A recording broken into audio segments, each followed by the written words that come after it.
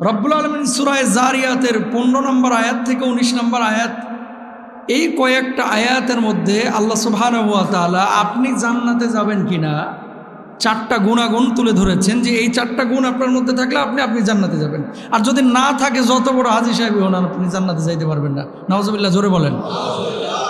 তাহলে আমাদেরকে এই 4টা গুণ অর্জন করা দরকার। রব্বুল আলামিন কি বলছেন খেয়াল করেন, আখিযিনা মা আতাহুম রব্বুহুম ইন্নাহুম কানু ক্বাবলা যালিকা মুহসিনিন। আল্লাহু আকবার। রব্বুল আলামিন বলছেন উপভোগ করবে যা তাদের রব তাদেরকে প্রদান করবেন, কারণ পার্থিব জীবনে তারা ছিল সৎ কর্মপরায়ণ। প্রিয় ভাইরা আমার, এই দুনিয়ার জিন্দগিতে এমন কিছু মানুষ আছে যে মানুষগুলো নামাজ পড়ে, রোজা করে, হজ করে, যাকাত দেয়, এমন সৎ কাজ করে। এমন কিছু মানুষ আছে যারা নামাজ, রোজা, হজ, যাকাতের পরেও দুনিয়ার মানুষের জন্য জীবনটা অকাতরে দিয়ে দেয়, ঠিক কিনা? মুহসিন হওয়া, সৎ কর্মশীল। সৎ কাজ কি?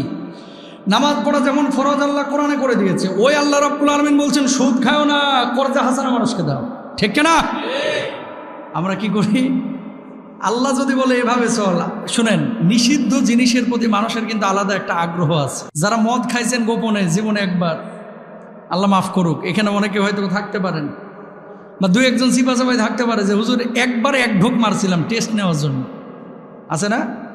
মদের চাইতে টেস্টের জিনিস বহুত আছে পৃথিবীতে, বুঝছেন, বহুত আছে, কিন্তু এই জিনিসটার প্রতি মানুষের একটা আগ্রহ আছে। আচ্ছা, মদ কি মিষ্টি নাকি টক, ঝাঁঝালো নাকি তিতগুটে নাকি তিতা, এরকম একটা মানুষের ভিতরে একটা আগ্রহ বা কিউরিসিটি আছে।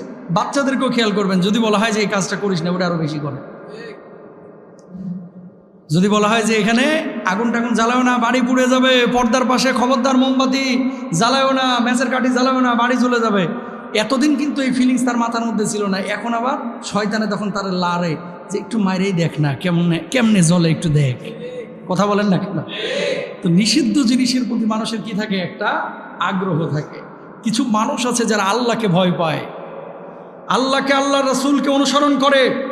গোটা দুনিয়া একদিকে চলে যাবে, জীবন চলে যাবে, বুকের রক্ত চলে যাবে, কল্লা উড়ে যাবে, মানুষ আল্লাহ রাব্বুল আলামিন যে জিনিসগুলো মানুষের মধ্যে হারাম করেছে এই হারামের মধ্যে জড়াইবে না, তারাই হচ্ছে আসলে ইমানদার, ঠিক কিনা?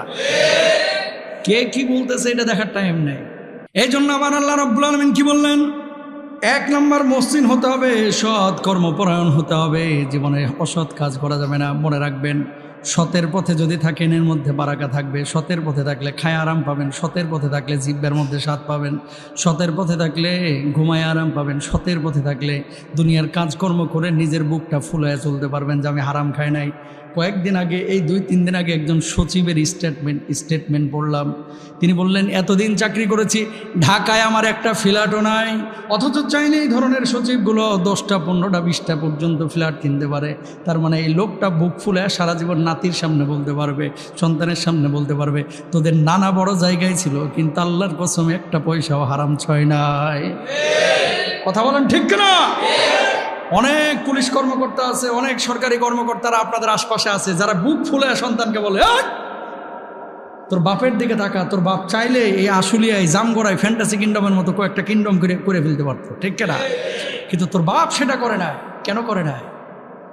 একই লেভেলের চাকরি করেছে, দেখবেন এর বাড়ি খালি প্রতি বছর 2 তলা করে উঠতেছে, আর ও চাকরি করে জীবন টিন চেঞ্জ করতে পারলো না, এখন বাড়ি বউ খালি খোঁচা মারে, জামাইল্লার বাপ পারে, তুমি পারো না কা। কথা কন না? এরকম লোক আছে না নাই? এরকম বলে, ওই রবিনের আব্বা পারলো, অমুকের আব্বা পারলো, এই তমুকের আব্বা পারলো, তুমি পারো না কেন? খবরদার। তার হৃদয়টা দুনিয়ার জিন্দেগিতে হয়তো বা টাকা পয়সা সে কামাইতে পারতেছে না, এখানে হয়তো বা তার টাকার পয়সার দিক থেকে তার মান সম্মান নাই, আল্লাহর আরশে তার ইজ্জত আল্লাহ রাব্বুল আলামিন এমন দিয়েছেন, তার ইন্তেকালের পরে তার রূহটা নিয়ে কাড়াকাড়ি শুরু হয়ে যাবে, ঠিক কিনা? আমরা এখানকার সম্মান চাই না ওখানকার? সুতরাং 1 নম্বর জান্নাতি মানুষের বৈশিষ্ট্য হচ্ছে মানুষটা কি হবে? সৎ কর্মশীল হবে, সৎ কর্মশীল। এবার আসেন 2 নম্বর, কি বলছেন আল্লাহ সুবহানাহু ওয়া তাআলা? জান্নাতি মানুষের আলামত কি? রাব্বুল আলামিন বলছেন কানু কলিলাম মিনাল লাইলি মা ইয়াহজাউন,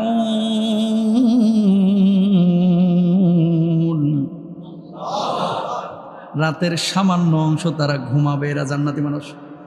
ব্যাখ্যা করা দরকার আছে। হুজুর এমনিতে প্রতিদিন 1:30টার আগে ঘুমাই না। কে সেরিকুর সাথে মোবাইলে চ্যাটিং ফিটিং করি, আছে না নাই? অনেকে আছে মোবাইলে ছবি দেখে, অনেকে আছে খেলা দেখে, অনেকে চ্যাটিং ফিটিং করে, অনেকে গার্লফ্রেন্ড বয়ফ্রেন্ডের সাথে কথা বলে। সেও তো বলতেছে যে হুজুর তাহলে এই আয়াতের সাথে আমার চরিত্রের মিল আছে কেন? আল্লাহ বলছে যে জান্নাতি মানুষের একটা আলামত হচ্ছে কিছু সময় রাত্রে ঘুমাবে। তো হুজুর আমি তো কিছু সময় ঘুমাই, মাত্র 2 ঘন্টা, আর ফজরের নামাজ তো পড়ি না, উঠি পরবর্তী দিন 12টার দিকে, মানে একবার থাপড়া এত চান্দি ফাটায় ফেলা উচিত। কথা বলেন ঠিক কিনা? এই রাত্রি জাগরণের কথা আল্লাহ বলে নাই। আল্লাহ বলছে রাতের কিছু অংশ তারা কি করে, তাহাজ্জুদ পড়ে, কিছু অংশ তারা জাগরণ করে, কিছু অংশ নামাজের মুসল্লায় দাঁড়ায় যায়, কিছু অংশ কান্নাকাটি করে। আল্লাহ রাব্বুল আলামিন বলছে এরকম রাত্রি জাগরণ যারা করে এই মানুষগুলো আমার জান্নাতে হাসতে হাসতে যাবে। জাগবেন না ইনশাল্লাহ?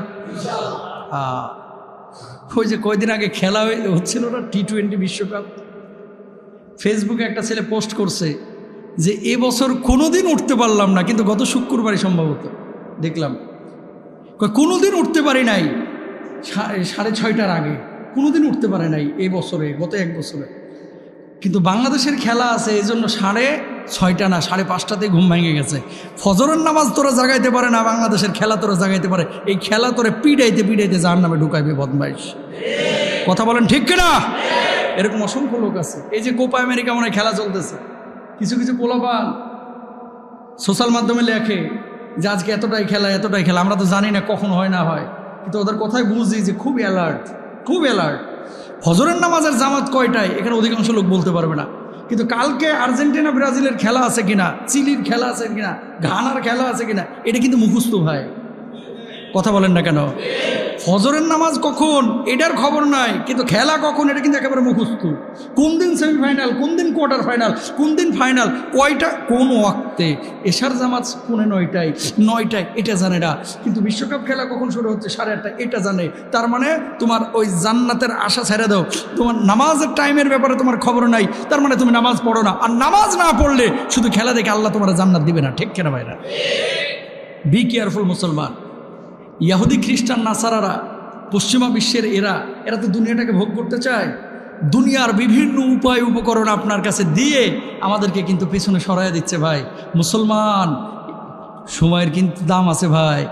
এরপরে 3 নম্বরে আল্লাহ সুবহানাহু ওয়া তাআলা তাদের আরেকটি গুণের কথা বলেছেন। কি বলছেন খেয়াল করেন, ওয়াফি আমওয়ালিহিম হাক্কুন লিস-সাইলি ওয়াল মাহরুম। রব্বুল আলামিন বলছেন তাদের ধন সম্পদে রয়েছে অভাবগ্রস্ত এবং বঞ্চিতদের হক, মানে যে অভাবগ্রস্ত এবং বঞ্চিতদেরকে তারা দান করে, জাকাত দেয়, ফিতরা দেয়, সাদাকা দান করে দেয়, এই সমস্ত জিনিসগুলো যাদের ভিতরে এই গুণাগুণগুলো থাকবে আল্লাহ রাব্বুল আলামিন তাদেরকে জান্নাতি হিসেবে ঘোষণা করছেন। এরপর আল্লাহ তাআলা বলছেন ওয়াবিল আসহারিহিম ইস্তাগফিরুন, এই মানুষগুলো কান্নাকাটি করে রাত্রিকালীন সময়ে, ক্ষমা চায় আল্লাহর কাছে। এটা আমাদের অনেকেই করে না, অনেকের মধ্যে এই গুণাগুণটা আমাদের নেই যে ক্ষমা চায়। ওয়াবিল আসহারিহিম ইস্তাগফিরুন, তাদের ভিতরে যদি ক্ষমার মানসিকতা থাকে, ক্ষমা প্রার্থনার মানসিকতা থাকে, মানুষকে দান সদকা করা, সাহায্য সহযোগিতার করার মানসিকতা যদি থাকে, এই মানুষগুলো কিয়ামতের ময়দানে আল্লাহ সুবহানাহু ওয়া তাআলার ক্ষমা পাবে এবং এরাও জান্নাতে যাবে। এটা বলেছেন কে? আল্লাহ সুবহানাহু ওয়া তাআলা বলেছেন সূরা জারিয়াতের মধ্যে। তাহলে 1 নম্বর সৎকর্ম করতে হবে, জান্নাতি মানুষের আলামত। 2 নম্বর রাত জেগে ইবাদত করতে হবে। 3 নম্বর শেষ রাত্রে আল্লাহর কাছে ক্ষমা প্রার্থনা করতে হবে। 4 নম্বর অভাবী এবং বঞ্চিতদেরকে দান করতে হবে। সূরা জারিয়াতের 15 নম্বর আয়াত থেকে 19 নম্বর আয়াতের মধ্যে আল্লাহ সুবহানাহু ওয়া তাআলা এই 4টা গুণাগুণের কথা বলেছেন। যারা এই 4টা গুণ মানবে আল্লাহর জান্নাতে তারা বিনা হিসেবে যাবে। আল্লাহ কবুল করুন, বলুন আমিন। আসসালামু আলাইকুম।